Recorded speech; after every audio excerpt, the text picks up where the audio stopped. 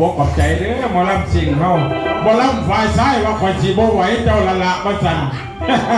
เห็ดเบิ้งคน1 ต่อ 2 บาทจริงใส่กันเนาะนะพี่น้องว่ามวนบ่เสียงเลยแล้วโอ้ถือว่าขักในรอบนี้เนาะรอบนี้เขาจะเป็นรอบระบบพิเศษเด้ออาจารย์สายพรและก็อาจารย์ขันครับเนาะตัวเขาจะขอเคลียร์สถานที่เด้อเป็นเต้นบัตรสลบบานนี่ให้เสียงเพลงโดยทันล่องเพชรเสวียงเนาะ2 ผลงานเพลงเลยกะงามน้องกะงามเนาะ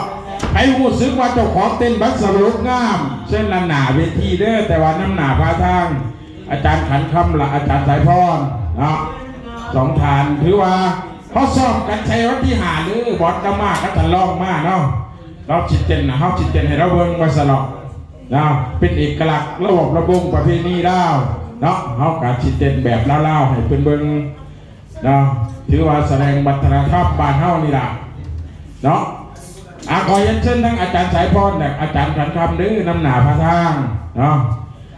เต้นระบงบัตรสลบก็แบบเล่าเนาะเดี๋ยวสักกูหลังจากเต้นบัตรสลบแล้วเขาสิมีการมอบโบนัสเนาะผู้ใดอยู่เอาไปผู้ใดเมื่อเอาไปซื้อเบียร์ว่าสันเบียร์กำลังสิเบิดโอ้ยผู้ใดเบิ่งในโบนัสได้กับเบิ่งอิตาโกโซกในเด้อเอ้ามือคีย์บอร์ดที่ใส่ล่ะโอ้ยเกือบหายว่าสันจักบ่ได้เบียร์น้ำเขาจักดอกเนาะ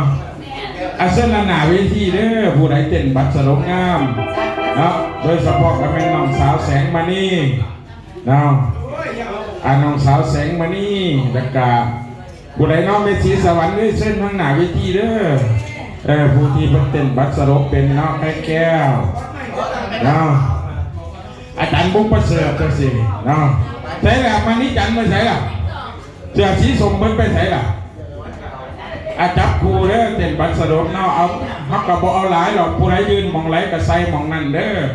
เพราะว่าสถานที่เฮาเนาะเอาเอื้อยกะงามน้องกะงามเนาะให้เสียงเพลงอาจารย์เพชรเสวียงเด้อเอาแบบชี้สวยๆกันแน่ก็ได้